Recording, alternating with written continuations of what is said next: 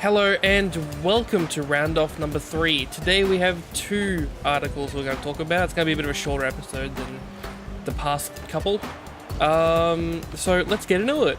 Alright. So our first article of the day, PlayStation VR has announced a release date and a price. So this is the last one of the Trinity to finally announce its price and release date, and that is $3.99 US or $5.49 Australian. So when you compare that price to the other two, the Oculus Rift and the HTC Vive, well, the Oculus Rift is at 600 USD. It doesn't have an Australian price, annoyingly. And the Vive is at 800 USD. So it significantly undercuts the competitors. And it's doing something that I think, well, Sony are doing something that I think that all three of them should have been doing. Now, obviously, the Vive and the Rift are so expensive because obviously the technology is new. And yeah, it's expensive to make. But I would argue that the PlayStation VR is going to be just as expensive to make, but they're still bringing it down to a relatively affordable price at $400 US. So what they're doing is basically they're going to be taking a loss, and that's what I think the other two should have done as well, especially the Oculus, because they have that Facebook money behind them. But the idea of these first gen VR is to try and get it out there, try and get people interested. And with a price tag of $600 and $800, that's not the way to do it. So what Sony are doing is this is in my opinion, by the way, they're taking a loss. They're getting it out there and they're getting people to use it and try and adopt VR, so when the next one comes out, it'll be cheaper to make because the technology is, at this point, would be proven. And and then probably manufacturing process would be easier and a bit more streamlined because they're not developing a technology along the way. So the other part to consider would be what actually comes in the box for the PlayStation VR.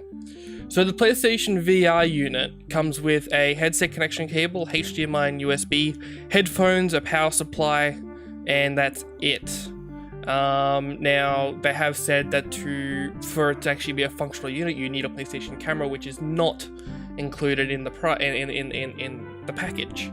So you have to shell out another $100 for the camera. So alright, so that brings it up to $500 US.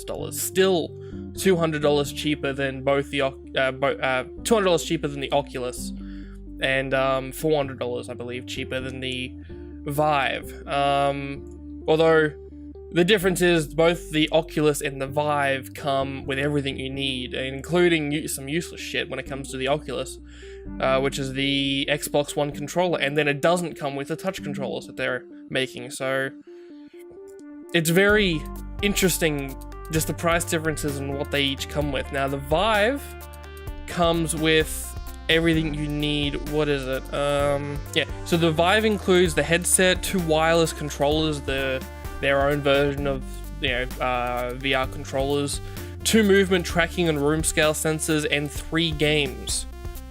So the Vive is pretty much the only one that has everything in there.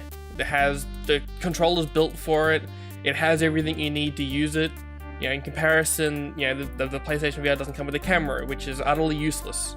At least with the Oculus, it doesn't come with the touch controllers, but you don't need the touch controllers necessarily to use it. But with the PlayStation VR, you absolutely need that camera to actually use it at all. So yeah, but I can see the lower price tag simply being a seller for it, especially considering a lot of people will probably already have the PlayStation camera, because I don't think it was ever bundled with the PlayStation, but it was encouraged to buy, I reckon. So the other thing with the PlayStation VR is that it's slated to be released in October, and in comparison, the Oculus Rift is expected to release in March. Well, the Oculus is going in waves. I haven't built enough to just be, this is the release date, go buy it, and all that. So the first wave is out in March, it's completely sold out. So, but the next wave is in April. So it's actually coming out, fairly soon. We're almost to the end of March now. So people are going to be starting to get their Oculus Rift kits already. Excuse me. The Vive is slated to come out April, I believe. Yes, shipments will be starting in early April.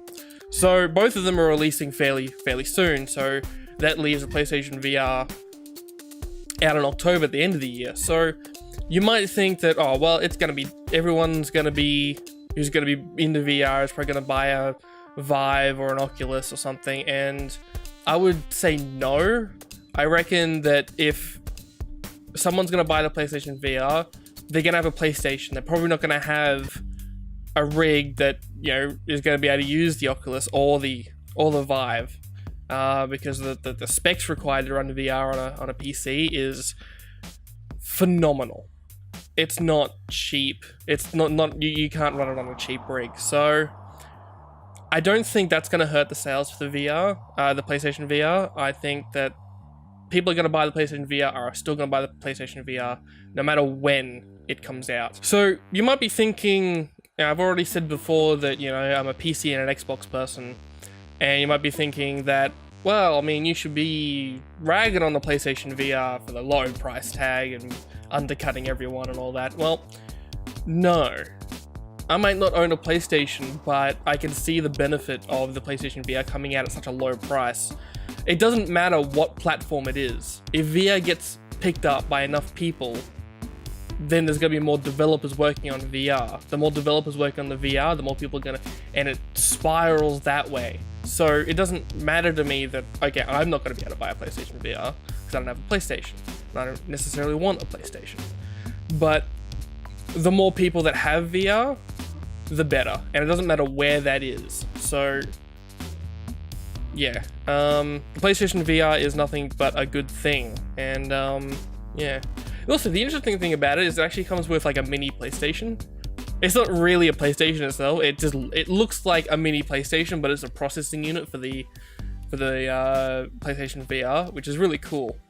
Now, something else I was worried about with the PlayStation VR is that, well, we all know that consoles aren't really that powerful. We all know that. We all accept it. A lot of the games coming out 30 frames per second, and that is absolutely not going to cut it for VR. And Sony has come out and said, yeah, we will not be accepting games that run sub 60. Which is good, because a game that runs sub 60 on VR will give you nausea and motion sickness and all sorts of bad things. So it's good that they're going to be curating games that don't run at 60 to not be VR compatible, which is good. 90 would be better, but 60 is a start, I guess. But I mean, $10 says that the game's gonna look like potatoes because of it. But moving on. All right, so our next topic, Xbox ID at Xbox director Chris Chala, I guess. I'm terrible with names. Announced that the Xbox One will be compatible with cross-platform play with PC at least.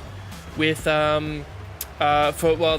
opening game is going to be Rocket League, so Xbox and PC Rocket League players will be able to play together. Awesome! Like, this is a great step forward, and then, so he continues to say that they extend an open invitation to any platform that wants to join in on this venture. Hint, hint, PlayStation.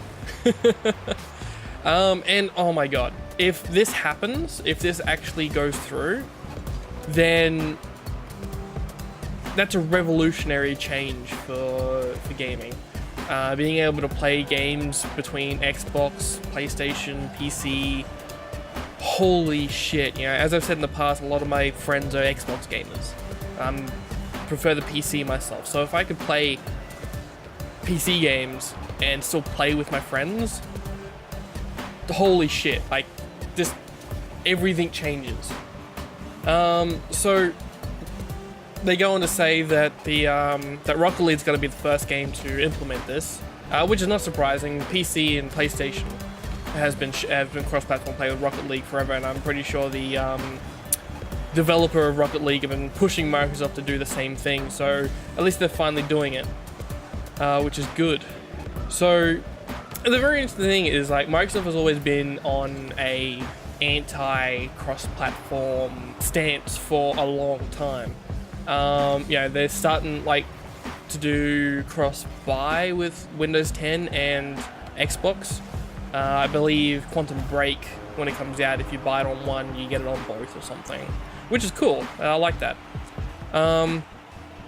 So then we get to the PlayStation side of things, and the open invitation to PlayStation. So Sony responded, and they basically said, and I quote, "PlayStation has been supporting cross-platform play between PC on several software titles, starting with Final Fantasy XI on PS2 and PC back in 2002. We would be happy to have a conversation with any publishers or developers who are interested in cross-platform play." So that's optimistic. That's like, oh, well, we're happy to have a conversation about it at least. We'll consider the idea, but they're not going, oh yeah.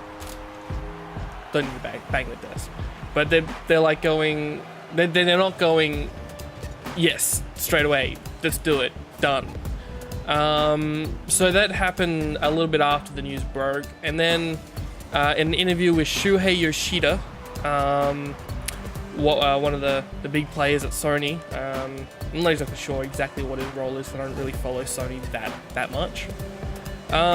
He basically said in an interview, basically the same thing. We've been doing that with PS3 and PC, PS4 and PC, most recently with Street Fighter V and Rocket League, and other games. Noting it's nothing new for us in terms of working with developers and publishers to allow cross-platform play between PC and PS4. So yeah, that's optimistic. And then he goes on to say, we have to look at the technical aspect, and the technical aspect could be the easiest. We also have to look at policy issues and business issues as well, and that's where it gets a little dicey. Is what he basically just said was, oh yeah, we could absolutely do it. Technical issues are not, there are no technical issues. Relatively easy to implement, but our business is what would stop us from doing it, and that is so, I can't even say anything on it. Like, this sort of thing, like, obviously Sony is a company, they want to make money,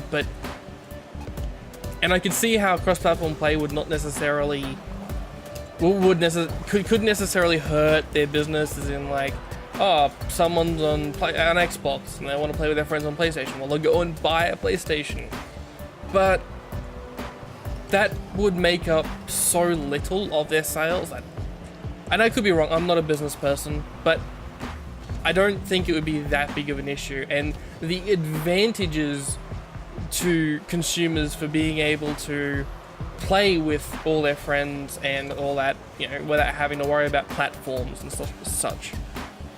It's such a huge impact on the industry itself that the fact that business policies are going to get in the way of it really sucks, and I think it's really not a great way to go about it. So yeah, I really hope it happens. I'm not a PlayStation player, but I am a PC and Xbox player, and I would love to see that sort of thing happen, because it would just change everything. It really would. But that's pretty much it on that. So they announced it. Well, Microsoft said that they want to do it. Sony responded with we'll see. And yeah, so that's pretty much it on that. And with that brings us to the end of the episode. Thank you very much for watching. Please like the video if you enjoyed it, and subscribe if you haven't already. So I will catch you guys in the next episode. Alright, see ya.